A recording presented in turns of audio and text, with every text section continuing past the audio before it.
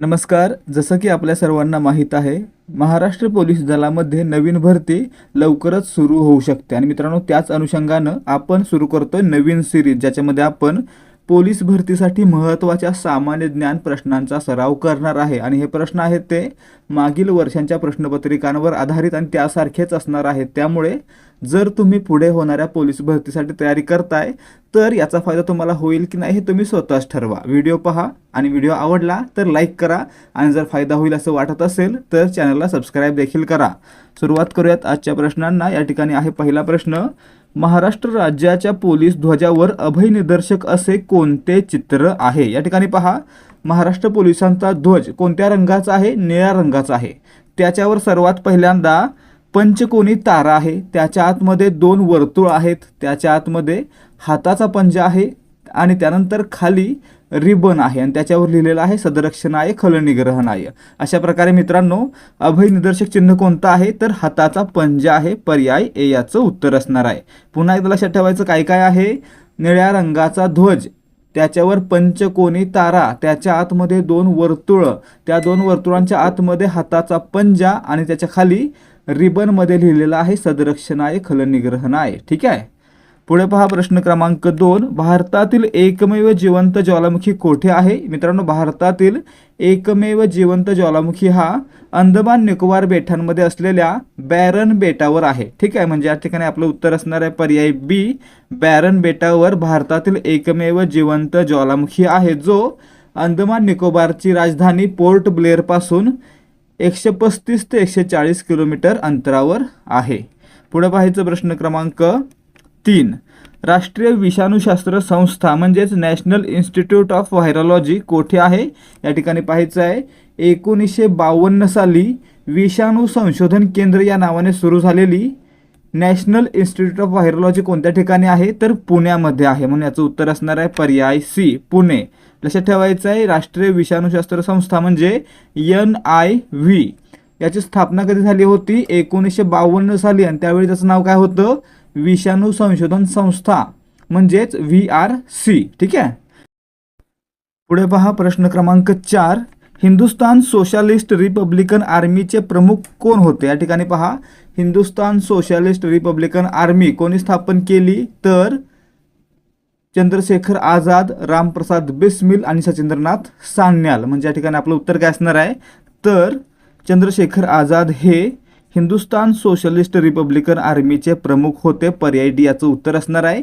याची स्थापना कधी झाली होती आणि कोठे झाली होती तर याची स्थापना 1928 साली दिल्लीमध्ये असलेल्या फिरोजशाह कोटला स्टेडियममध्ये झालेली होती. ठीक आहे. पुढे पहा मित्रांनो, आणखी पुढे काय पाहता येईल तर यामधील महत्त्वाचे सदस्य कोण होते? सर्वात पहिले आपले भगतसिंग, चंद्रशेखर आझाद, सुखदेव थापर, शिवराम राजगुरू, रामप्रसाद बिस्मिल आणि सचिंद्रनाथ सान्याल.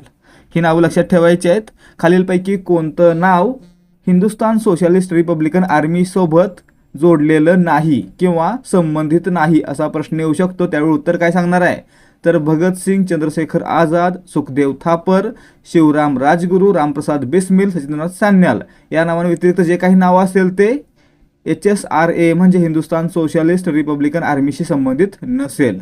पुढे पाहायचं प्रश्न क्रमांक 5. कोणत्या पोर्तुगीज गव्हर्नरने स्वीकारलेल्या धोरणाला ब्ल्यू वॉटर पॉलिसी असं म्हटलं जातं? त्या ठिकाणी पाहायचं आहे हिंदी महासागरातील सागरी व्यापार आणि त्या ठिकाणी असलेलं आपलं वर्चस्व वाढवण्यासाठी पोर्तुगीज गव्हर्नर फ्रान्सिस्को डी अल्मिडा यानं काय केलं होतं तर ब्ल्यू वॉटर पॉलिसी आणलेली होती. म्हणजे याचं उत्तर असणार आहे पर्याय ए, फ्रान्सिस्को डी अल्मिडा. लक्षात ठेवायचं आहे भारतातील पहिले पोर्तुगीज गव्हर्नर कोण असा प्रश्न आला तर लक्षात ठेवायचं भारतातील पहिले पोर्तुगीज गव्हर्नर फ्रान्सिस्को डी अल्मिडा होते. यांचा कार्यकाल होता 1505 ते 1509 आणि यांनी कोणती पॉलिसी आणली? ब्ल्यू वॉटर पॉलिसी आणली. याचं कारण काय होतं? हिंदी सागरातील व्यापार आणि वर्चस्व वाढवणं. पुढे पहा प्रश्न क्रमांक 6. जागतिक साक्षरता दिन कधी साजरा केला जातो? आता युनेस्कोकडून दरवर्षी जगभरामध्ये जागतिक साक्षरता दिन हा 8 सप्टेंबर रोजी साजरा केला जातो. म्हणून याचं उत्तर असणार आहे पर्याय ए. 8 सप्टेंबरला जागतिक साक्षरता दिन साजरा केला जातो. आता याची सुरुवात कधी झाली होती? याची सुरुवात झाली होती 1966 साली. लक्षात ठेवायचं आहे, जागतिक साक्षरता दिन 8 सप्टेंबरला साजरा केला जातो आणि याची सुरुवात 1966ला झाली होती. यासोबतच आणखी कोणता महत्त्वाचा प्रश्न जागतिक साक्षरता दिनावर विचारला जाऊ शकतो? तर 2025च्या साक्षरता दिनाची थीम काय होती? तर थीम होती promoting literacy in the digital era. Promoting literacy in the digital era लक्षात ठेवायचं 2025साठी. आणि 2026साठी अजून व्हायची आहे, परंतु शक्यता काय असणार आहे? Literacy for people the planet and prosperity ही 2026च्या जागतिक साक्षरता दिनाची थीम असू शकते. पुढे पाहायचं प्रश्न क्रमांक 7. पेंच राष्ट्रीय उद्यानास कोणते नाव देण्यात आले आहे? या ठिकाणी पहा, जर आपल्याला मध्य प्रदेशमध्ये विचारलं तर पेंच राष्ट्रीय उद्यानाचं नाव आहे इंदिरा प्रियदर्शनी राष्ट्रीय उद्यान. आणि जर आपल्याला महाराष्ट्रामध्ये विचारलं तर याचं नाव ठेवण्यात आलेलं आहे पंडित जवाहरलाल नेहरू राष्ट्रीय उद्यान. म्हणजे याचं उत्तर काय असणार आहे? पर्याय सी. पेंच राष्ट्रीय उद्यानाचं महाराष्ट्रातील नाव काय आहे? पंडित जवाहरलाल नेहरू राष्ट्रीय उद्यान. हे महाराष्ट्रातील कोणत्या जिल्ह्यामध्ये आहे ते तुम्ही मला कमेंट करून सांगायचं. पुढचा प्रश्न आहे प्रश्न क्रमांक 8. भारतातील श्वेत क्रांतीचे जनक कोणास म्हणतात? या ठिकाणी पहा, भारतामध्ये दुधाची क्रांती म्हणजे श्वेत क्रांती कोणी घडवून आणली? तर डॉक्टर वर्गीस कुरियन यांनी घडवून आणली. म्हणून याचं उत्तर असणार आहे पर्याय ए. ही क्रांती भारतामध्ये कधी सुरू झाली? तर 13 जानेवारी 1970 रोजी भारतामध्ये ऑपरेशन फ्लड किंवा श्वेत क्रांती सुरू झाली. लक्षात ठेवायचं. त्यासोबतच याचे 3 टप्पे आहेत महत्त्वाचे. पहिला टप्पा 1970 ते 81, दुसरा 1981 ते 85, तिसरा 1985 ते 1996. याबद्दल जास्त माहिती लक्षात ठेवू नका, महत्त्वाची माहिती लक्षात ठेवायची. भारतामध्ये ऑपरेशन फ्लड म्हणजे श्वेत क्रांती कधी सुरू झाली? तर 13 जानेवारी 1970 या तारखेला सुरू झाली. आणि जनक कोण? डॉक्टर वर्गीस कुरियन. त्यासोबतच भारतातील हरित क्रांतीचे जनक पर्यायामध्ये दिलेले आहेत. कोण आहेत? Doctor M.S. स्वामीनाथन हे भारतातील हरित क्रांतीचे जनक आहेत. तसेच जागतिक हरित क्रांतीचे जनक या ठिकाणी दिलेले आहेत. कोण आहेत? Norman Borlaug. लक्षात ठेवायचं. वर्गीस कुरियन भारतातील धवल क्रांतीचे म्हणजे श्वेत क्रांतीचे जनक, डॉक्टर M.S. स्वामीनाथन भारतातील हरित क्रांतीचे जनक आणि डॉक्टर नॉर्मन बोरलॉग जगातील हरित क्रांतीचे जनक. प्रश्न क्रमांक 9. म्युकर मायकोसिस हा आजार कशाने होतो? त्या ठिकाणी पहा, म्युकर बुरशीचा प्रकार आहे आणि मायको म्हटलं की लक्षात ठेवायचं, मायको हा गट आला की लक्षात ठेवायचं नेहमी काय असणार आहे? बुरशीच असणार आहे, म्हणजे फंगस असणार आहे. म्हणून याचं उत्तर असणार आहे पर्याय सी. म्युकर मायकोसिस हा बुरशीमुळे म्हणजे फंगसमुळे होणारा आजार आहे. प्रश्न क्रमांक 10. भारतीय घटना समितीचे अध्यक्ष कोण होते? त्या ठिकाणी पहा, अध्यक्ष विचारले म्हणजे आपण पूर्ण वेळ अध्यक्ष लक्षात ठेवायचे आहेत. आता पार्श्वभूमी पाहायला गेलं तर काय, संविधान सभेच्या पहिल्या बैठक कधी झाल्या? पहिली बैठक 9 डिसेंबर 1946 आणि दुसरी बैठक 11 डिसेंबर 1946. पहिल्या बैठकीला तात्पुरते अध्यक्ष म्हणून सच्चिदानंद सिन्हा यांची निवड झाली, परंतु दुसऱ्या बैठकीला म्हणजे 11 डिसेंबर 1946 रोजी डॉक्टर राजेंद्र प्रसाद यांची घटना समितीचे पूर्ण वेळ अध्यक्ष म्हणून निवड झाली. म्हणून या ठिकाणी आपलं उत्तर या ठिकाणी आपण काय धरायचं आहे? तर डॉक्टर राजेंद्र प्रसाद हे घटना समितीचे अध्यक्ष होते. पर्याय ए. जर तात्पुरते विचारलं किंवा पहिल्या बैठकीत कोणाची निवड झाली असं विचारलं तर डॉक्टर सच्चिदानंद सिन्हा, आणि जर दुसऱ्या बैठकीमध्ये कोणाची राष्ट्रीय काँग्रेसच्या अध्यक्षपदी निवड झाली असं विचारलं तर डॉक्टर राजेंद्र प्रसाद. त्यासोबतच doctor B.R. Ambedkar, doctor Babasaheb Ambedkar हे भारतीय राज्यघटनेच्या मसुदा समितीचे अध्यक्ष होते, ज्याच्याशिवाय राज्यघटना बनणं शक्य पण नव्हतं. पुढे पाहायचं प्रश्न क्रमांक 11. नवीकरणीय ऊर्जा व हरित हायड्रोजन प्रकल्पांना प्रोत्साहन देण्यासाठी हरित हायड्रोजन धोरण जाहीर करणारे सर्वात पहिले राज्य कोणते? या ठिकाणी पहा, हरित हायड्रोजन धोरण जाहीर करणारं भारतातील पहिले राज्य आपलं महाराष्ट्र आहे. पर्याय ए या प्रश्नाचं उत्तर असणार आहे. त्यासोबतच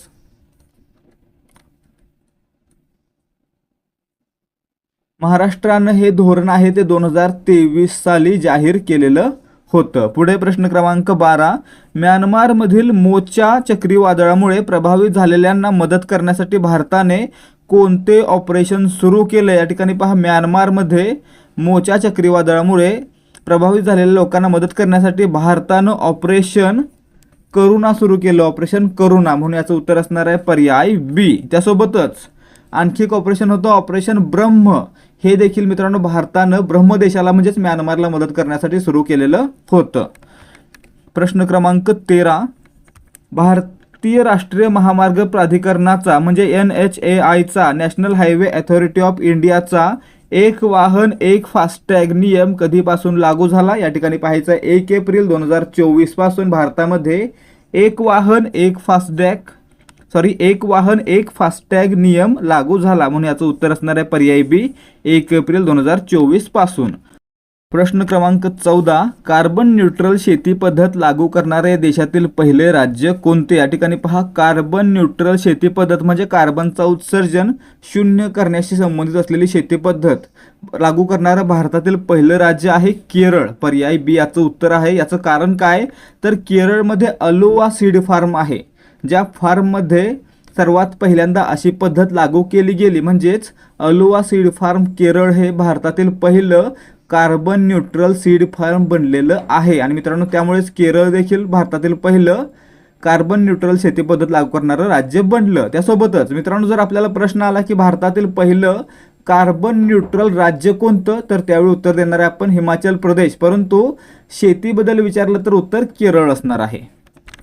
प्रश्न क्रमांक 15, महात्मा ज्योतिराव फुले जन आरोग्य कवच योजनेची उपचार मर्यादा किती रुपयांपर्यंत आहे? आता मित्रांनो सुरुवातीला महात्मा ज्योतिराव फुले जन आरोग्य कवच म्हणजे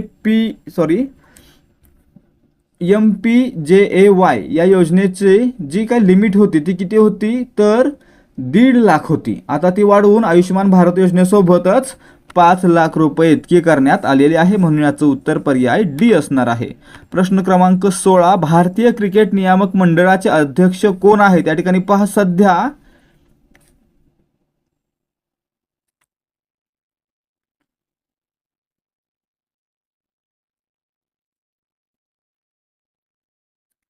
या ठिकाणी एक नाव बदलायचं आहे आपल्याला. या ठिकाणी पहा थोडी मिस्टेक झालेली आहे, नवीन नाव दिलेलं नाहीये, तर या ठिकाणी पाहायचं BCCIचे नवे अध्यक्ष म्हणून मिथुन मनहास यांची निवड झालेली आहे. लक्षात ठेवायचं आहे, सध्या BCCIचे अध्यक्ष कोण आहेत?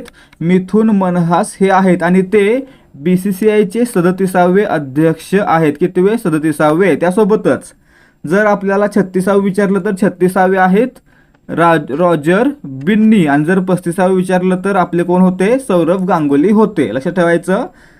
परंतु सध्या BCCIचे 37वे अध्यक्ष कोण आहेत? तर मिथुन मनहास हे आहेत. हे नाव पर्यायामध्ये द्यायचं राहून गेलं होतं. पुढे प्रश्न क्रमांक 17, एकाच ऑलिम्पिकमध्ये 2 पदके जिंकणारी पहिली भारतीय खेळाडू कोण? एकाच ऑलिम्पिकमध्ये 2 पदकं जिंकणारी पहिली भारतीय खेळाडू बनलेली आहे मनू भाकर, पर्याय बी. आणि नेमबाजीमध्ये 2 कांस्य पदकं जिंकली. कोणत्या ऑलिम्पिकमध्ये? पॅरिस ऑलिम्पिकमध्ये. ठीक आहे.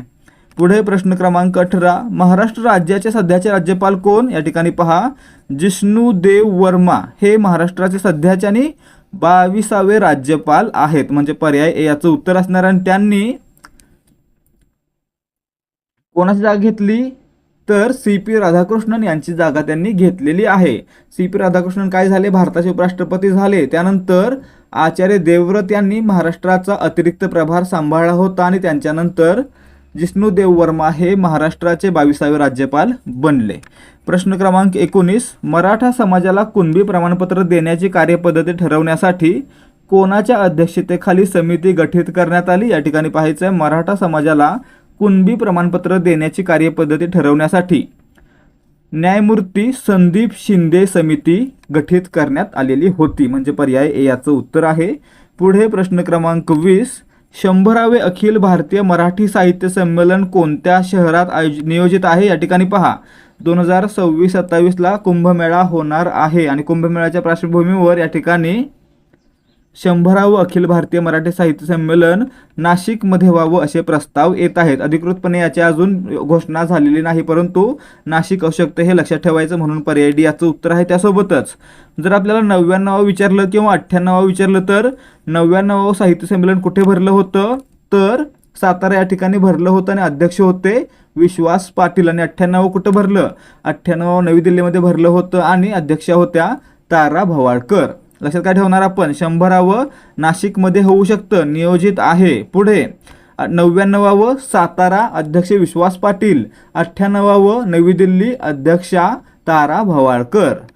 पुढे प्रश्न क्रमांक 21, भारताचे 53वे सरन्यायाधीश कोण आहेत? या ठिकाणी पहा, न्यायमूर्ती सूर्यकांत शर्मा किंवा न्यायमूर्ती सूर्यकांत हे भारताचे 53वे सरन्यायाधीश बनलेले आहेत म्हणून पर्याय सी यांचं उत्तर आहे.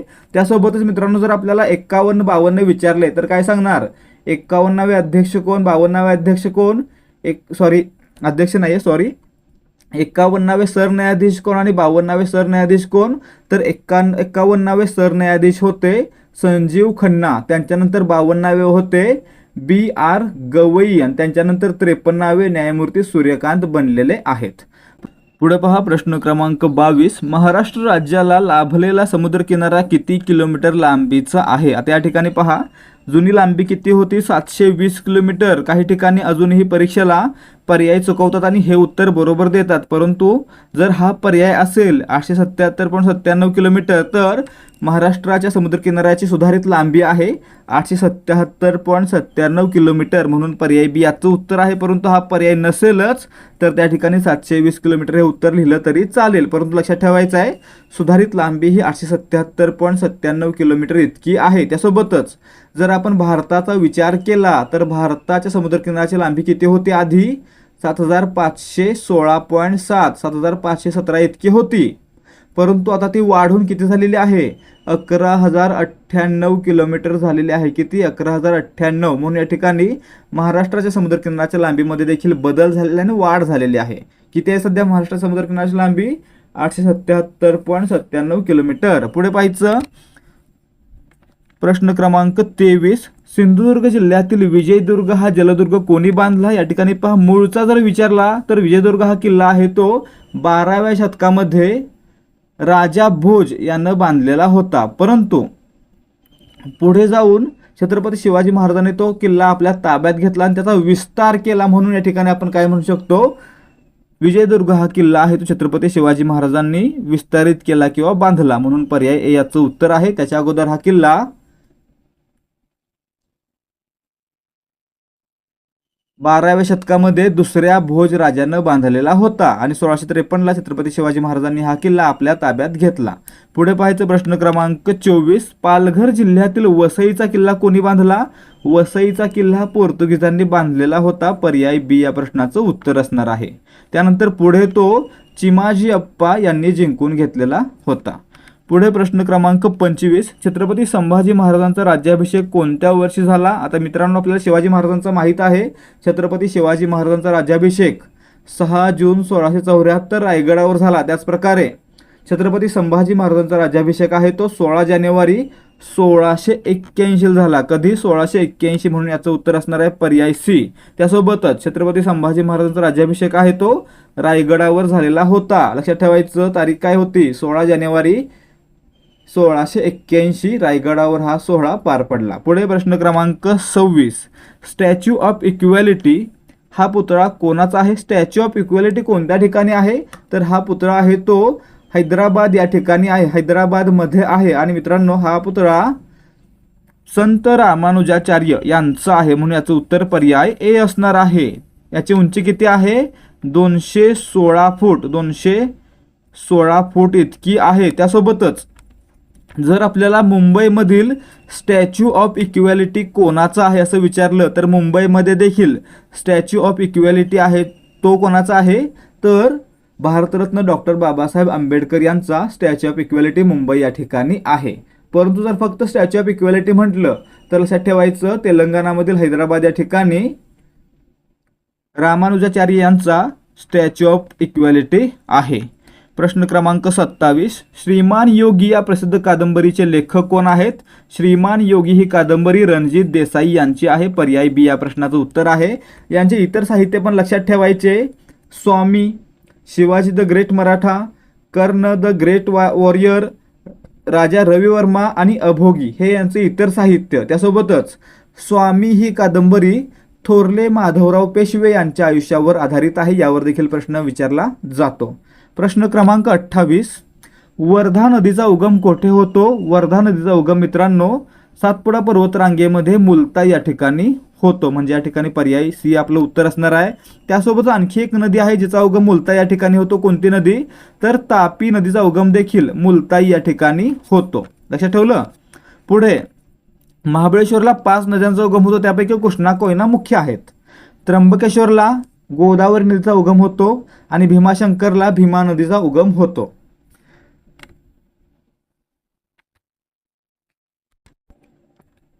प्रश्न क्रमांक 29. उमरेड करहांडला वन्यजीव अभयारण्य कोणत्या जिल्ह्यात स्थित आहे? आता उमरेड म्हटलं की लक्षात आलं पाहिजे, उमरेड कुठं आहे? नागपूरमध्ये आहे. उमरेड कराडला वन्यजीव अभयारण्य आहे ते कुठं आहे? नागपूरमध्ये आहे, म्हणून पर्याय सी याचं उत्तर असणार आहे. त्यासोबतच मित्रांनो हे अभयारण्य आहे ते नागपूर आणि भंडारा या जिल्ह्यांमध्ये पसरलेलं आहे, परंतु मुख्य भाग हा नागपूरमध्ये येतो. पुढे प्रश्न क्रमांक 30. छावा या कादंबरीचे लेखक खालीलपैकी कोण आहेत? छावा ही कादंबरी कोणाची आहे? शिवाजी सावंत यांचे आहे. पर्याय ए याचं उत्तर आहे. तर यांचं इतर साहित्य कोणतं आहे? याच्यामध्ये येतं युगंधर, मृत्युंजय, श्रीकृष्ण आणि मोरावळा. लक्षात ठेवायचं, शिवाजी सावंत यांचं साहित्य छावा, युगंधर, मृत्युंजय, श्रीकृष्ण आणि मोरावळा. प्रश्न क्रमांक 31. विशाखा हा ज्ञानपीठ पुरस्कार प्राप्त काव्य संग्रह कोणाचा आहे? या ठिकाणी पहा, विशाखा हा काय आहे? काव्य संग्रह आहे, कवितांचा संग्रह आहे. तो कोणी लिहिला? तर कुसुमाग्रज म्हणजे विष्णू वामन शिरवाडकर यांनी लिहिला, म्हणून याचं उत्तर पर्याय ए असणार आहे. त्यासोबतच मित्रांनो त्यांच्या या काव्य संग्रहाला ज्ञानपीठ पुरस्कार देऊन सन्मानित करण्यात आलेलं आहे. त्यासोबत त्यांचं इतर साहित्य कोणतं ज्याच्यावर प्रश्न येऊ शकतात? तर ते आहे मुक्तायन, वैष्णव, कालिदासाचे मेघदूत, ययाती आणि देवयानी, नटसम्राट. लक्षात ठेवायचं, नटसम्राट आणि ययाती आणि देवयानी ही 2 नाटकं कोणाची आहेत? कुसुमाग्रज यांची आहेत. लक्षात ठेवायचं आणखी काय? वि स खांडेकर ययाती नावाची कादंबरी आणि कुसुमाग्रज ययाती आणि देवयानी नावाचं नाटक. प्रश्न क्रमांक 32. नागपूर येथील प्रसिद्ध सीताबर्डीची लढाई कोणत्या वर्षी झाली? या ठिकाणी पहा, नागपूरमधील सीताबर्डीची लढाई कधी झाली होती? 1817 साली. आणि मित्रांनो ही लढाई 3ऱ्या इंग्रज मराठा युद्धाचा भाग होती. लक्षात ठेवायचं आहे, सीताबर्डीची लढाई नागपूरमध्ये झाली 1817 साली आणि ही 3ऱ्या इंग्रज मराठा युद्धाचा भाग होती. पर्याय ए याचं उत्तर आहे. त्यामध्ये मित्रांनो ईस्ट इंडिया कंपनी आणि आप्पासाहेब भोसले यांच्यामध्ये युद्ध झालेलं होतं. पुढे पहा, प्रश्न क्रमांक 33. ताडोबा अंधारी व्याघ्र प्रकल्प कोणत्या जिल्ह्यात आहे? मित्रांनो महाराष्ट्रातील पहिला राष्ट्रीय उद्यान आणि व्याघ्र प्रकल्प कोणता? ताडोबा अंधारी व्याघ्र प्रकल्प. ठीक आहे, महाराष्ट्रातील पहिलं राष्ट्रीय उद्यान ताडोबा राष्ट्रीय उद्यान. ठीक आहे, आणि हे कोणत्या जिल्ह्यामध्ये आहे? चंद्रपूर जिल्ह्यामध्ये आहे, म्हणजे पर्याय सी याचं उत्तर आहे. आणखी महत्त्वाचे प्रश्न, भारतातील पहिलं राष्ट्रीय उद्यान कोणतं? जिम कॉर्बेट राष्ट्रीय उद्यान. त्यासोबतच ताडोबा अंधारी व्याघ्र प्रकल्प कशासाठी प्रसिद्ध आहे? वाघांसाठी प्रसिद्ध आहे. त्यासोबतच मगर प्रजनन केंद्र म्हणून देखील प्रसिद्ध आहे. म्हणजे या ठिकाणी जर आपल्याला मगरींचं अभयारण्य विचारलं तर कोणतं? ताडोबा अंधारी व्याघ्र प्रकल्प हे मगरींचं देखील अभयारण्य आहे. या ठिकाणी देखील मगरींचं पैदास मोठ्या प्रमाणात केली जाते. प्रश्न क्रमांक 34. गोदावरी नदीची महाराष्ट्रातील एकूण लांबी किती किलोमीटर आहे? या ठिकाणी पहा, गोदावरी नदी उगम कुठे होतो? तर नाशिक जिल्ह्यातील त्र्यंबकेश्वर या ठिकाणी, आणि याची एकूण लांबी किती आहे? 1465 किलोमीटर. त्यापैकी 668 किलोमीटर ती महाराष्ट्रातून वाहते, म्हणून पर्याय बी हे या प्रश्नाचं उत्तर असणार आहे. गोदावरी नदीची महाराष्ट्रातील लांबी किती? 668 किलोमीटर. प्रश्न क्रमांक 35. महाराष्ट्र राज्य राखीव पोलीस दलाची स्थापना कोणत्या वर्षी झाली? या ठिकाणी पहा, महाराष्ट्र राज्य राखीव पोलीस दल म्हणजे SRPF ची स्थापना 6 मार्च 1948 ला झाली होती. 6 मार्च 1948, म्हणून पर्याय ए याचं उत्तर आहे. तर तुम्ही मला कमेंट करून सांगायचं SRPFचं घोषवाक्य काय आहे. पुढे पहा, प्रश्न क्रमांक 36. भारतातील पहिली महिला IPS अधिकारी कोण? सर्वांना माहित आहे, किरण बेदी. पर्याय ए, किरण बेदी या भारतातील 1972च्या बॅचच्या पहिल्या महिला IPS अधिकारी होत्या. पुढे प्रश्न क्रमांक 37.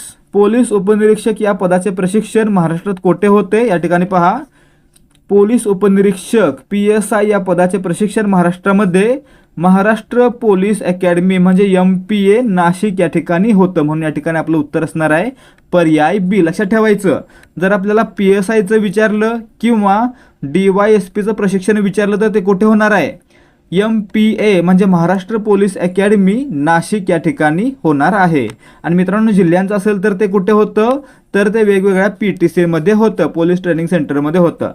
प्रश्न क्रमांक 38, राज्याच्या पोलीस महासंचालकांची नेमणूक कोण करतं? या ठिकाणी पहा, राज्याच्या पोलीस महासंचालक म्हणजे DGPची नियुक्ती आहे किंवा नेमणूक आहे ती राज्य सरकारच्या गृह मंत्रालयाच्या अधीन असते, म्हणून याचं उत्तर काय असणार आहे? राज्य सरकार, गृह मंत्रालय, पर्याय सी. प्रश्न क्रमांक 39, भारताचे सध्याचे मुख्य निवडणूक आयुक्त कोण आहेत? या ठिकाणी पहा, ज्ञानेश कुमार किंवा ज्ञानेश कुमार हे भारताचे सध्याचे मुख्य निवडणूक आयुक्त आहेत आणि ते भारताचे 26वे मुख्य निवडणूक आयुक्त आहेत, पर्याय ए याचं उत्तर असणार आहे. प्रश्न काय काय येतात? ज्ञानेश कुमार हे भारताचे कितवे मुख्य निवडणूक आयुक्त आहेत? तर 26वे आहेत. ठीक आहे. आणि मित्रांनो, जर महाराष्ट्राचे मुख्य आयुक्त विचारलं तर उत्तर काय सांगणार? महाराष्ट्राचे सध्याचे मुख्य निवडणूक आयुक्त आहेत दिनेश वाघमारे. पुढे प्रश्न क्रमांक 40, ग्रामपंचायतीचा सचिव म्हणून कोण काम पाहतो? या ठिकाणी पहा, ग्रामपंचायतीचा तसेच ग्रामसभेचा सचिव म्हणून ग्रामसेवक काम पाहतो, म्हणून याचं उत्तर असणार आहे पर्याय बी. प्रश्न क्रमांक 41, सत्यशोधक समाजाची स्थापना कोणी केली? या ठिकाणी पाहायचं, 1873 साली पुण्यामध्ये सत्यशोधक समाजाची स्थापना महात्मा ज्योतिराव फुले यांनी केलेली होती, म्हणून याचं उत्तर पर्याय सी असणार आहे. तारीख लक्षात ठेवायची आहे, 24 सप्टेंबर 1873ला पुण्यामध्ये सत्यशोधक समाजाची स्थापना महात्मा ज्योतिराव फुले यांनी केली. त्यासोबतच मित्रांनो, सत्यशोधक समाजाचे मुखपत्र कोणते होते? तर ते होते दीनबंधू आणि त्याचे संस्थापक कोण होते? कृष्णराव भालेकर. पुढे प्रश्न क्रमांक 42, आर्य समाजाची स्थापना कोणी केली? आर्य समाज याची स्थापना 1875 साली स्वामी दयानंद सरस्वती यांनी मुंबईमध्ये केलेली होती, म्हणून पर्याय बी याचं उत्तर असणार आहे. स्वामी दयानंद सरस्वती यांचं पूर्ण नाव काय? मूळशंकर करसनदास तिवारी. प्रश्न क्रमांक 43, गुलामगिरी हा ग्रंथ कोणी लिहिला? गुलामगिरी हा ग्रंथ महात्मा ज्योतिराव फुले यांनी लिहिला आणि अमेरिकेतील कृष्णवर्णीय जनतेला समर्पित केला, पर्याय सी याचं उत्तर असणार आहे. प्रश्न क्रमांक 44, महाराष्ट्रातील सर्वात उंच शिखर कोणते? या ठिकाणी पहा, महाराष्ट्रातील सर्वात उंच शिखर कोणतं? कळसुबाई. उंची किती? 1646 मीटर, म्हणून पर्याय सी याचं उत्तर असणार आहे. दुसऱ्या क्रमांकाला आहे साल्हेर. तिसऱ्या क्रमांकाला कोणते येणार आहे? तिसऱ्या क्रमांकाला घनचक्कर 1509 मीटर. चौथ्या क्रमांकाला धोडप 1472 किलोमीटर आणि 5व्या क्रमांकाला महाबळेश्वर 1438 मीटर. किलोमीटर म्हटलं असेल तर सॉरी, या ठिकाणी मीटर लक्षात ठेवायचं आहे. कळसुबाई 1646, साल्हेर 1567, घनचक्कर 1509, धोडप 1472 आणि महाबळेश्वर 1438 मीटर. प्रश्न क्रमांक 45, कळसुबाई शिखराची उंची किती मीटर आहे? कळसुबाई शिखराची उंची 1646 मीटर इतकी आहे, म्हणून पर्याय बी याचं उत्तर आहे, आपण मागच पाहिलं. प्रश्न क्रमांक 46, महाराष्ट्रातील सर्वात मोठी व लांब नदी कोणती? मित्रांनो, महाराष्ट्रातील सर्वात मोठी आणि लांब नदी आहे गोदावरी नदी, म्हणून पर्याय सी याचं उत्तर असणार आहे. हिचा उगम कुठे होतो? नाशिकमध्ये त्र्यंबकेश्वर या ठिकाणी होतो आणि महाराष्ट्रामध्ये ती 668 किलोमीटर वाहते आणि पुढे जाऊन बंगालच्या उपसागराला मिळते. ठीक आहे. पुढे प्रश्न क्रमांक 47, अनाथ बालिकाश्रम कोणी सुरू केले? अनाथ बालिकाश्रम हे महर्षी धोंडो केशव कर्वे यांनी सुरू केलेलं होतं, म्हणून पर्याय बी याचं उत्तर असणार आहे. ठीक आहे. ठिकाण कोणतं? पुण्यातील हिंगणे या ठिकाणी त्यांनी ते सुरू केलेलं होतं. प्रश्न क्रमांक 48, राज्यसभेचे पदसिद्ध अध्यक्ष कोण असतात? राज्यसभेचे पदसिद्ध अध्यक्ष हे भारतीय राज्यघटनेच्या कलम 89 नुसार कोण असतात? तर भारताचे उपराष्ट्रपती असतात. म्हणजे जर एखादा व्यक्ती उपराष्ट्रपती म्हणून निवडून गेला तर कलम 89 नुसार ते काय असतील? तर भारताचे उपराष्ट्रपती सोबतच राज्यसभेचे पदसिद्ध अध्यक्ष असतील, म्हणून पर्याय बी याचं उत्तर आहे. पुढे प्रश्न क्रमांक 49, भारताच्या संविधानात सध्या किती मूलभूत कर्तव्य आहेत? मित्रांनो, सध्या भारतीय संविधानामध्ये एकूण 11 मूलभूत कर्तव्य आहेत, पर्याय बी याचं उत्तर असणार आहे. कुठे आहेत? भारतीय राज्यघटनेच्या भाग 4A मध्ये कलम 51A आहे. याच्यामध्ये 11 मूलभूत कर्तव्य देण्यात आलेले आहेत. त्यापैकी 10 मूलभूत कर्तव्य 1976 साली 42व्या घटनादुरुस्तीने समाविष्ट केली गेली. त्यासोबतच 11वं मूलभूत कर्तव्य आहे ते 2002 साली 86व्या घटनादुरुस्तीनं समाविष्ट करण्यात आलं. हे लक्षात ठेवायचं आहे. आणि मित्रांनो, मूलभूत कर्तव्यांचा समावेश भारतीय राज्यघटनेमध्ये स्वर्ण सिंग समितीच्या शिफारशीनुसार करण्यात आलेला होता. पुढे प्रश्न क्रमांक 50. भारतीय राज्यघटनेचे शिल्पकार कोणाला म्हणतात? या ठिकाणी पहा, डॉक्टर B.R. आंबेडकर म्हणजेच भारतरत्न डॉक्टर बाबासाहेब आंबेडकर हे भारतीय राज्यघटनेचे शिल्पकार मानले जातात. म्हणून याचं उत्तर असणार आहे पर्याय बी. कारण काय, तर घटना बनवण्यासाठी सर्वात महत्त्वाची गोष्ट होती मसुदा. आणि हा मसुदा बनवण्यासाठी मसुदा समिती झाली. याचे अध्यक्ष कोण होते? तर भारतरत्न डॉक्टर बाबासाहेब आंबेडकर. म्हणून याचं उत्तर असणार आहे पर्याय बी. या समितीमध्ये एकूण किती सदस्य होते? तर 7 सदस्य होते. परंतु जर आपण राज्यसभा टीव्हीवर पाहिलं असेल तर त्या ठिकाणी या समितीमधील 7ही सदस्य विविध कारणांनी गैरहजर राहिले होते आणि आंबेडकरांनी स्वतःहून या ठिकाणी घटना पूर्णपणे बनवली होती किंवा मसुदा पूर्णपणे बनवलेला होता. लिहायचं काम कोणी केलं? लिहायचं काम केलेलं होतं प्रेम बिहारी रायजादा, असं काहीतरी त्यांचं नाव होतं. पोलीस भरतीसाठी महत्त्वाच्या प्रश्नोत्तर सिरीजचा पहिला भाग आपला या ठिकाणी समाप्त होतोय. जर तुम्हाला व्हिडिओमधील प्रश्न त्यांची उत्तरं समजली असतील आणि आवडली असतील तर व्हिडिओला लाईक करा. आणि जर ही प्रश्नोत्तरे तुमच्यासाठी महत्त्वाची वाटली असतील तर अशाच प्रकारचे प्रश्नोत्तरांचे व्हिडिओ पाहण्यासाठी आपल्या चॅनलला सबस्क्राईब करा. भेटूयात पुढच्या भागामध्ये. जय हिंद, जय भारत आणि जय महाराष्ट्र.